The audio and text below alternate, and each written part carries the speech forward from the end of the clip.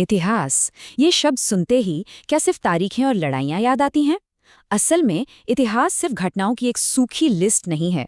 सोचिए, ये एक जासूसी कहानी है, एक बड़ी दिलचस्प पड़ताल जो गुजरे हुए कल के रहस्यों से पर्दा उठाती है। तो सवाल यही है कि आखिर हम उस कहानी को जानते कैसे हैं? एक ऐसा अतीत जिसके गवाह तो हजारों साल पहले ही खामोश हो चुके हैं। यही वो सवाल है जो हमें इस सफर पर ले जाएगा। तो चलिए एक जासूस की तरह सोचते हैं, क्योंकि हम वक्त में पीछे जाने वाले हैं। और ठीक एक जासूस की ही तरह इतिहासकार भी छोटे छोटे सुरागों को जोड़कर एक पूरी की पूरी तस्वीर बना देते हैं। चलिए देखते हैं कि ये सब होता कैसे है। सबसे पहले इस शब्द को ही पकड़ते हैं, इतिहास। इसका मतलब सिर्फ पुरानी कहानियां नहीं है। संस्कृत में इसका शाब्दिक अर्थ है इति ह आस, यानी निश्चित रूप से ऐसा ही था। ये अपने आप में ये बताता है कि इतिहासकार कल्पना नहीं करते, बल्कि वो सबूतों के आधार पर सच की तलाश करते हैं। हर जासूसी कहानी की शुरुआत होती है क्राइम सीन से, और इतिहास के लिए ये क्राइम सीन है जमीन के नीचे दबी वो दुनिया, वो भौतिक सबूत जिन्हें हम कहते हैं पुरातात्विक स्रोत। ये वो ठोस चीजें हैं जो हजारों साल बाद भी हमारे लिए छोड़ दी गईं। तो एक जासूस की तरह इतिहासकारों को मिलता क्या है? उन्हें मिलते हैं पत्थरों पर खुदे हुए राजाओं के फरमान, जिन्हें हम अभिलेख कहते हैं। उन्हें मिलते हैं सिक्के जो बताते हैं कि उस दौर में बाजार कैसे चलते थे। और हाँ, बड़े बड़े मंदिर और महल जो उस वक्त की शान और शौकत की कहानी कहते हैं। मूर्तियां, पेंटिंग्स और यहाँ तक कि मिट्टी के टूटे फूटे बर्तन भी अपने दौर की कहानी सुना जाते हैं। अब जरा सोचिए, हजारों सुराग हमारे सामने बिखरे पड़े थे, लेकिन वो एक पहेली की तरह थे। वो एक ऐसी भाषा में थे जिसे कोई पढ़ ही नहीं सकता था।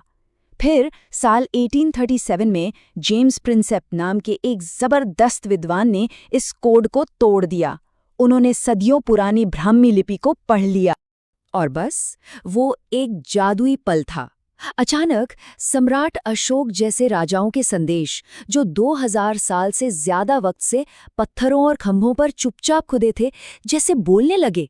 सिर्फ एक लिपि के सुलझ जाने से इतिहास की एक पूरी की पूरी नई दुनिया हमारे लिए खुल गई। या फिर इन छोटे छोटे सिक्कों को ही ले लीजिए। ये सिर्फ पैसा नहीं है, ये तो नन्हे नन्हे टाइम कैप्सूल्स हैं। इन पर राजाओं के नाम मिलते हैं, उनके राज करने की तारीखें मिलती हैं, और कभी कभी तो ये भी पता चलता है कि वो किन देवी देवताओं को पूजते थे। एक छोटा सा सिक्का हमें उस पूरे साम्राज्य की कला, धर्म और अर्थव्यवस्था की कहानी सुना सकता है। तो भौतिक सुरागों के बाद अब बारी आती है गवाहों के बयानों की। इतिहास में ये बयान होते हैं लिखित दस्तावेज, जिन्हें हम साहित्यिक स्रोत कहते हैं। ये वो कहानियां और रिकॉर्ड्स हैं जो गुजरे जमाने के लोगों ने हमारे लिए छोड़े हैं। इन लिखित बयानों को हम मोटे तौर पर दो हिस्सों में बांट सकते हैं। एक तरफ है धार्मिक साहित्य, जैसे वेद और पुराण, जो हमें उस समय के लोगों के विश्वासों और रीति रिवाजों के बारे में बताते हैं। और दूसरी तरफ है लौकिक साहित्य, जैसे कौटिल्य का अर्थशास्त्र, जो हमें सीधे सीधे शासन, कानून और समाज के बारे में जानकारी देता है। सोचने वाली बात है, किसी समाज को समझने के लिए क्या ज्यादा जरूरी है, उनकी धार्मिक मान्यताएं या उनके कानून और राजनीति? वैदिक साहित्य को ही देखिए, ये एक नदी की तरह है जो धीरे धीरे आगे बढ़ती है। ये वेदों के पवित्र भजनों से शुरू हुई, फिर ब्राह्मण ग्रंथों में उन भजनों की व्याख्या की गई, आरण्यकों में उन पर और गहरा चिंतन हुआ, और आखिर में उपनिषदों में जाकर ये ज्ञान के एक महासागर में मिल गई। हर कदम हमें उस समाज की सोच के विकास को दिखाता है। और ये बात कितनी शानदार है कि ये प्राचीन ग्रंथ आज भी कितने प्रासंगिक हैं। हम सब ने ये वाक्य सुना है। लेकिन क्या हमें ये पता है कि ये आया कहाँ से है? ये सीधे मुंडक उपनिषद से लिया गया है, जो हजारों साल पुराना एक ग्रंथ है। ये इस बात का एक अद्भुत उदाहरण है कि कैसे अतीत के ये गवाहों के बयान आज भी हमारी पहचान और हमारे मूल्यों का एक अहम हिस्सा है। अब किसी भी अच्छी जासूसी में एक बाहरी गवाह का नजरिया बहुत जरूरी होता है। इतिहास के लिए ये नजरिया हमें मिलता है विदेशी यात्रियों के यात्रा वर्णनों से, जिन्होंने पुराने जमाने में भारत का दौरा किया और जो कुछ उन्होंने यहाँ देखा उसे लिखा। जैसे यूनानी राजदूत मेगिस्थनीज ने मौर्य साम्राज्य के बारे में लिखा।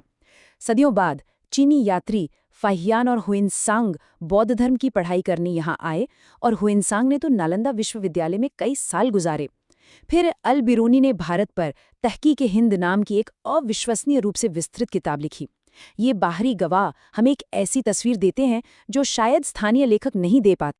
तो एक अच्छे जासूस की तरह एक इतिहासकार को अपने हर सबूत को बहुत ध्यान से परखना होता है। देखिए, जमीन से निकला एक मिट्टी का बर्तन झूठ नहीं बोल सकता, लेकिन वो हमें ये भी नहीं बता सकता कि उसका मालिक क्या सोच रहा था। दूसरी ओर एक किताब हमें बहुत कुछ बता सकती है, पर हमें ये भी याद रखना होगा कि हो सकता है लेखक का अपना कोई नजरिया या एजेंडा हो। असली तस्वीर तो दोनों को मिलाकर ही बनती है। तो हमने सुराग देख लिए, गवाहों के बयान भी पढ़ लिए, केस लगभग सुलझ गया है। पर अब सबसे जरूरी सवाल, आखिर ये सब मायने क्यों रखता है? हम अतीत की इस पहेली को सुलझा ही क्यों रहे हैं? क्योंकि इतिहास कोई अलग-थलग घटनाओं का ढेर नहीं है।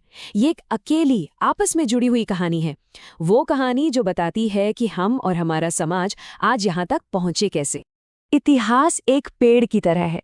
अतीत उसकी जड़ें हैं, आज उसका तना है और आने वाला कल उसकी शाखाएं हैं।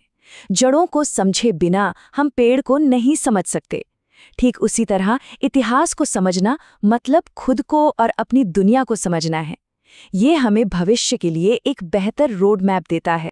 और अंत में एक सवाल, जिस तरह हम अतीत के सुरागों की जांच कर रहे हैं, ठीक उसी तरह भविष्य के इतिहासकार हमारे इस डिजिटल युग की जांच करेंगे। तो हम उनके लिए पीछे क्या छोड़ रहे हैं? हमारे emails, social media posts, digital तस्वीरें, यही भविष्य के लिए हमारे अभिलेख और सिक्के हैं। जरा सोचिए, वो हमारी क्या कहानी कहेंगे? इस पर जरूर सोचिएगा।